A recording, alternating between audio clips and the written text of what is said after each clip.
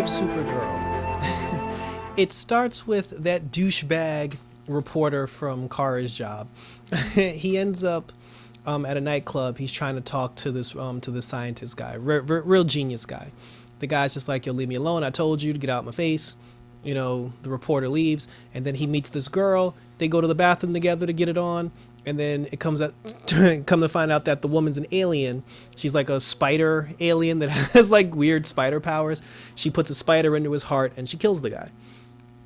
Back at Catco, when Kara finds out that the guy's dead, she wants to pursue the story because she said that she interviewed the guy once before, and she was like a young 32-year-old millionaire genius, suddenly dies at a nightclub. It's worth a story. But her coworker, the Spanish coworker, he's like, no, it's not worth looking into. And Kara can hear his heartbeat, so she can tell that he's lying. Like, he doesn't want her near the story because, I don't know. Well, I guess because he was the last one to be with him. I guess he doesn't want people to know that he was with him before he died, because then people might look at him, as the reason, and he's just trying to get the suspicion off of him. So he's very adamant about Kara not following through. She does anyway.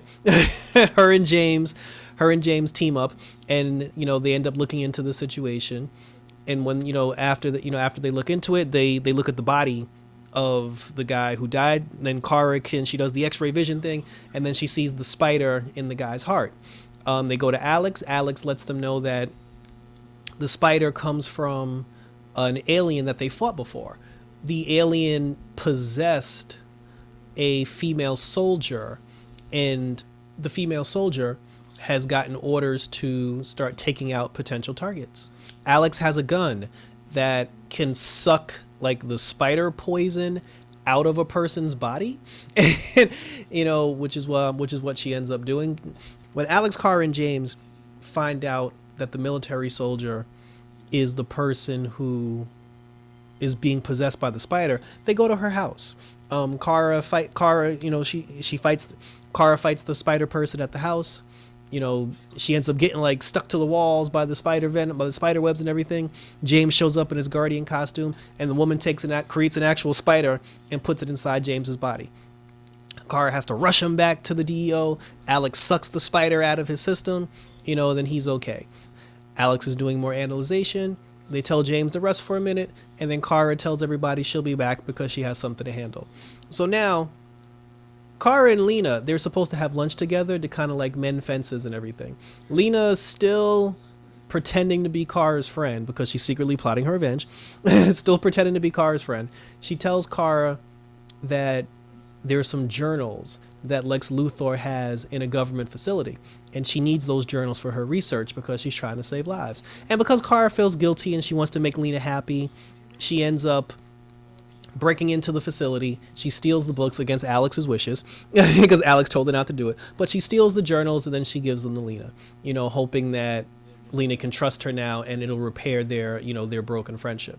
So Lena has the books, and then when she gets what she wants, she's now just like, I now have the formula I need for Q waves that I can use to try to take out the anger and the pain in people's brains. So Lena's still basically trying to turn the human race, into non-aggressive, hateful beings, which is admirable, but that can go south very quickly. Jean, he links up with Dreamer.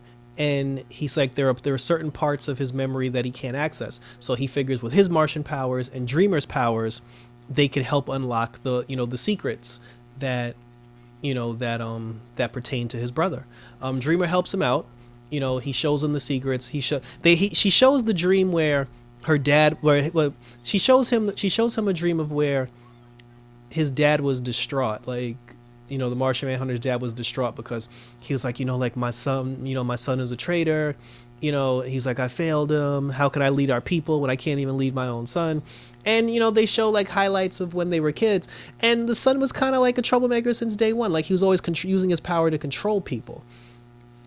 And that wasn't, and it was always Jean's responsibility to try to reel him in, but Jean couldn't reel him in. It's his brother was filled with too much hatred, and, bullying goes a long way because as a child, he was bullied a lot, which is why he lashed out through his powers. you know, and Jean was upset. Like, he broke the link because he was just like, you know, my dad wiped his memory instead of trying to save him, and my dad said he was a man of peace and blah blah blah, he was a hypocrite, and Jean's distraught. Dreamer, we find out later on that there was more to that dream than what we knew. Dreamer knew about it, but she didn't want to tell Jean because she knew if she told Jean the rest of it, you know, it might hurt him and Jean might be upset. She speaks to Brainy, and Brainy's like, you know, whether it hurts them or not, you got to tell them the truth. So she goes back to Jean and she's like, hey, listen, you know, there's some more I can show you, but you're going to be really upset. So are you okay with seeing this? You don't have to see it. Jean's like, show it to me. So she shows him the dream, like the continuation of the dream. And then you find out in the continuation of the dream that it was actually Jean who wiped his dad's memory and wiped his brother's memory and his own memory. Like, Jean was the one that wiped everyone's memory clean because he didn't want a broken family, and the pain that whole situation caused his dad, he couldn't stand to see his dad go through that pain, so he wiped his memory clean. So now he's mad at himself. He's like, you know, my brother has every right to be mad because I damaged him. You know, like he's like, I damaged our family, and you know, Jean now has to deal with that. Kelly, she's on watch because, you know, she got attacked by Malika Ak in the previous episode. So now Alex is like on full Kelly alert, and Malika Ak disguised himself as an old friend of Kelly's because Kelly's very trusting. She's very friendly with people. She's a psychologist. Like, you know, she talks to people. She helps people with their problems. She ends up bumping into like an old friend from back in the day who comes to the office, and he's saying how, like, you know, he has trauma and he needs help. Kelly decides to help him, you know, to unlock the trauma in his mind. She puts the experimental contacts on. She's able to unlock, you know, unlock his you know, the bad parts about him, or the stuff that he wants hidden. And then we find out that, you know, obviously the dude was Malika Ak in disguise, and he used that power. He tricked Kelly into unlocking the power that he had to control people that Jean kept from him. Well, more so the Phantom Zone. He said that the Phantom Zone took that power away from him, and it was like sealed, and he used Kelly's help to trick him to unlock that power. So now he has the power to control people again. But when he uses his power on Kelly, Kelly still had like the contacts on her face. So there was like the two of them were connected. Like, Kelly was connected because because Malika Ak had the device on his brain. Kelly had the contacts in her eyes. So when the power came, and they like when the power came rushing through, it developed like this weird psychic connection. So Kelly can actually see Malika Ak, like whenever he transforms into somebody, she can see his aura. So Kelly, I mean, I'm not going to call it a superpower, but Kelly can see Malika Ak even when he's in disguise, which is something that'll help the team out. You know, will obviously help the team out, but we're not going to get a chance to see it because Alex told Kelly to leave town. James has taken her somewhere that nobody knows, so no one's mind can be read to find out. And Kelly's going to disappear for a while, you know, but while they try to take down Malika Ak. But the fact that she can see him, that ability will guaranteed come into play later on during the season. And something weird that he called Miranda's curse. For some reason, every time Malika Ak and Jean are together, they have like a psychic migraine, and it keeps the two of them from using the full extent of their power. So there's a weird connection here with the two of them as well that prevents them from being in the same place at the same time without them getting like migraines. But Jean is ready. Jean's like, listen, he knows what he did wrong. He's ready to put a stop to it, and he's ready to atone for the sins that he made. So in the end, the Spider-Woman had a new target. It was a doctor at a hospital. She, you know, the Spider ended up going after her. Supergirl shows up. Alex is there with the DEO. They do battle with the Spider to try to stop her and find out why she's targeting the people that she's targeted. Because first it's a doctor, and then it's like, you know, well, first it was like a genius, like a rich genius. Now she's targeting a doctor. They're able to take down the Spider-Woman. Alex sucks all the spider stuff out of the military woman's body. And then, and then she picks her up, and then, you know, she's like, who do you work for? Why are you targeting these people? And then some weird black shadow just comes out of nowhere, stabs the soldier in the chest, and then she dies. So we have no idea who this person is, why they targeted who they targeted, and I mean, there's obviously like a new villain in play, and we have no idea where this person's coming from. Which is interesting, though, because like I said, it keeps things going. So maybe we'll find out who's a couple more antics from this mystery villain, and then maybe we'll find out who they are later on in the future. And in the end, with Brainy and Dreamer, their relationship did not last long because Brainy once again was ODing on like smothering her with all the poems and the food and stuff. And then, Brainy told her earlier, he was like, listen, you got to tell people the truth no matter what. So she told him the truth. Brainy kind of took it personally. He was like, I don't want to hurt you, but he's like, but the type of being that I am, I only know how to, he's like, there's no middle ground with me. It's either I do 0 or I do 100%. And he was like, if me doing 100% is too much, then I'm out. So two of them broke up. Like I said, it was quicker than I thought, but it'll give them something to play with until we can wrap it up at the end. But overall, good episode of Supergirl. So again, Kelly's gonna be gone for a while. John so far is like the star of the show, and Lena Luthor has what she needs to be able to crack the code to start taking over people's minds. And just like my prediction said, Hope or Tessmacher, or whoever she is now, she will be the big bad at the end of the season. And she, because she's a robot. She's an organic robot. She will try to take over the world like every other robot in every other situation like this. And she will be Supergirl's female Brainiac. So Batwoman, episode 3. It takes place immediately right after episode 2, where Beth learns that Kate is the Batwoman. She left her a message that said that, you have our father's eyes. Therefore, when they looked at it, when she jumped in the ocean to save her, and they looked at each other eye to eye, she knew that was Kate in the Batsuit. So, Beth being, or Alice, I don't know if I should call her Alice or Beth. Beth being, being crazy and all, she goes to the top of police headquarters. She turns on the bat signal and then starts making shadow puppets. Kate goes to the roof. She sees her. She's just like, what are you doing? And then she's like, what are you doing? You put on the costume. And, the two of them basically have their chat. And Kate still has her boyfriend because the rogue Crow agent, he's still in Kate's, well, I don't want to say custody or, actually, I don't know where he is. The last time we saw him, Kate had him hanging from a ceiling and she was beating his ass. And Alice was like, I want my boyfriend back. And then she was just like, okay, I'll give you your boyfriend back, but for 24 hours, she's like, for 24 hours, like, no killing, like, don't kill anybody, and then we'll see where your head is at, and then, I'll let homeboy go. So, all right, cool. They make the pact, bam. So then, Luke calls Kate because someone stole something from the Wayne R&D lab, basically like the Wayne Enterprises weapons room. Someone stole something, and what they stole it's a gun that has enough penetrable force that can penetrate the Batsuit, because the Batsuit is supposed to be completely indestructible, bulletproof, knife-proof, the whole shebang. But Bruce built a gun to penetrate the Batsuit in case anyone ever got their hands on the Batsuit.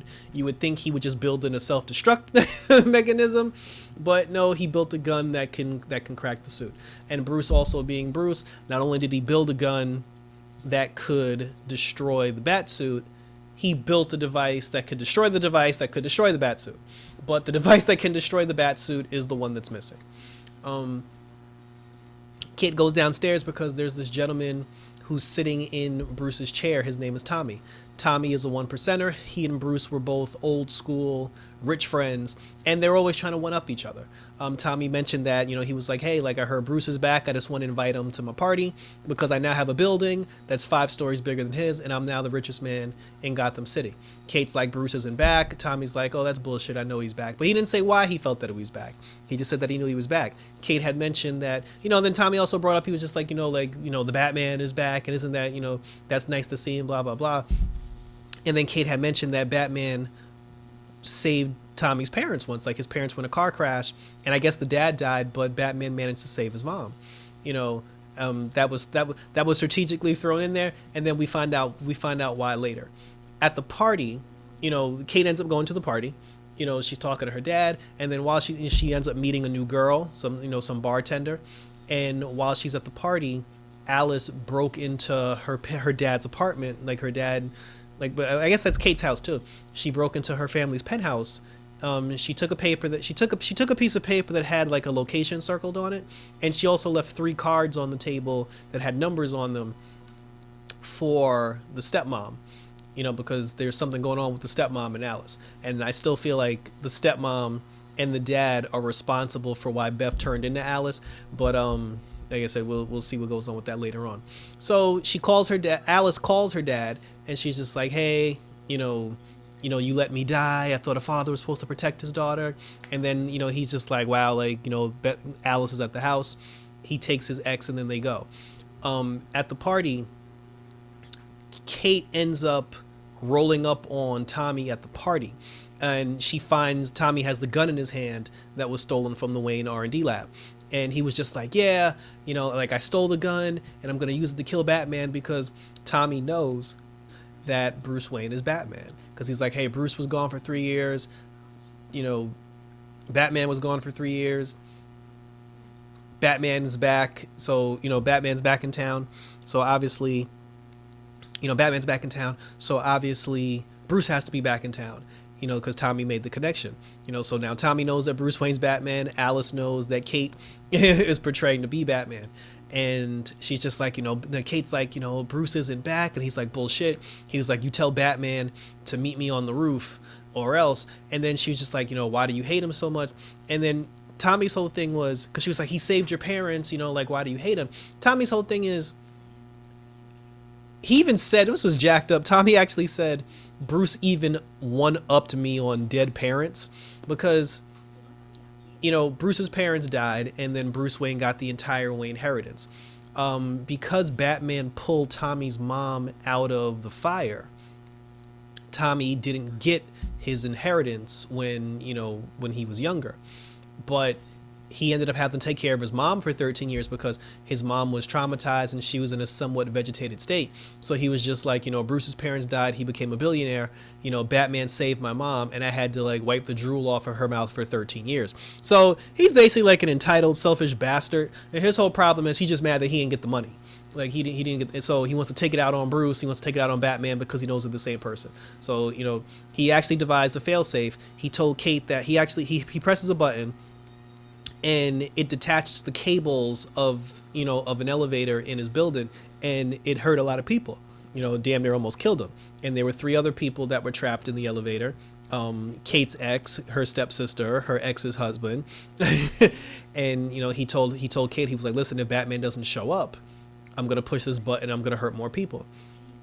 Kate goes back to Luke, and then she's just like, Tommy's gonna kill a bunch of people, and then Lucas is like, well, put on the suit and go stop him. And she's like, I'm not Batman, I shouldn't have been Batman. And she was like, me being Batman brought back Bruce's enemies, it brought Tommy out of hiding. And then she's like, I don't want to be Batman. But then Luke is just like, somebody got to do it. And I'm actually surprised Luke was pushing her to do it. Like, I would figure Luke would be like, what, don't be Batman, you're not good at it, this, that, and the third. Because even Alice was like, don't be Batman, Kate, you're not good at saving people. But Luke was actually like talking her into it, like he was encouraging her to do it. And then she was just like, what, fine. She's like, it's my fault, I'm the one that brought these weirdos and these wackos out because I put the suit on. But if I'm gonna do this, I'm gonna let everybody know that it's not Batman that's doing it, that it's someone else. So she changes the suit, puts the red wig on, changes the coloring, and we finally get the official Batwoman. She rolls up on Tommy on the roof. The two of them get into a fight. She knocks him out, but then he ends up pushing the button to detach another elevator that her father and stepmother were in. Kate ends up using the 2-way grappling hook that she got earlier to stop the elevator from falling.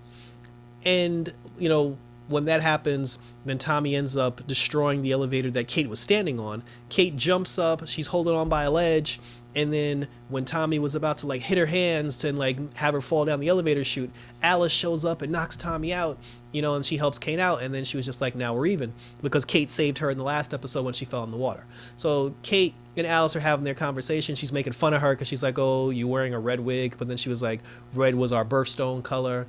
So it's like she's honoring us, whatever. And then she apologized because she was just like, hey, listen, I couldn't keep my promise because I actually killed people. My bad. But she was like, people got to change if they want to change. You can't force them to change. And then Kate tells her, she's like, listen, if you kill anybody else from this point on, I'm going to stop looking at you as my sister. And Alice was like, that's the point. Like, the entire point was for you to stop looking at me, like as your sister. Because like she actually doesn't, Alice doesn't want that. She doesn't want her to look at her, like as her sister. She wants to look at her as a villain, because it's hard for because the thing is, if Alice is trying to do evil and trying to do bad things, it's hard for her to do that when she has to worry about the fact that she cares about Kate. So she needs Kate to separate herself from that. And then she said she had plans for her. She's like, look, I got plans for you. So, and it's no fun torturing a corpse because she tried. So that's where we're at. So now Kate is officially the Batwoman. Gotham knows. And then the ex, she even named her Batwoman. And speaking of the ex, she didn't tell her husband that her and Kate went to the academy together. So that was awkward. The sister, the ex ended up becoming, I got to learn these people's names. The sister, the stepsister ended up becoming the ex-girlfriend. Well, the ex ended up being the stepsister's bodyguard. Because, and it was her idea. She was just like, she was like, because Alice is out there trying to kill everybody, she's like, maybe I should protect your daughter. So she's her personal, like, she's her Diggle. Like she's her Diggle. So, the stepsister has to do her partying thing, but then she also has to try to figure out a way to do her medical thing, and she actually, she showed people that, hey, look, she's not just like a social media idiot. She was helping people, the people who got injured in the elevator crisis. She was assisting them. She was proving to people, she was reading biology books. And then, the ex-girlfriend was like, wow, like you're not the ditz that I thought you were. But it is kind of interesting that she never told her husband. Well, I guess she didn't want to let her husband doesn't know that she's bisexual or whatever. So Kate actually met this new blonde girl, and they're supposed to have sex at some point. So that was pretty much it. But the way we left it, the stepmom. There's something, again, the cards were left on the table. The stepmom hid the cards as soon as like the father came back into the room. I honestly feel like whatever happened to Beth, which turned her into Alice, the stepmom definitely has something to do with it, because it just seems like it's a secret that everyone's trying to keep under wraps. And when the secret comes out, all hell will definitely break loose. So that was it. It was a good episode. I'm glad she finally has the costume on. I'm wondering, is there going to be a point during the season, maybe in the mid-season finale, where they fast forward to when she met Kara, Oliver, and Barry? Because we got to go into the crisis. So, but but definitely Batwoman's strong. Like, I like it. I like where it's going. And it's cool because I don't know where the drama's headed, and I like not knowing because it definitely keeps things interesting. So thanks for tuning in for an episode of Batwoman, and until next time, as always, guys, I'm out this bitch.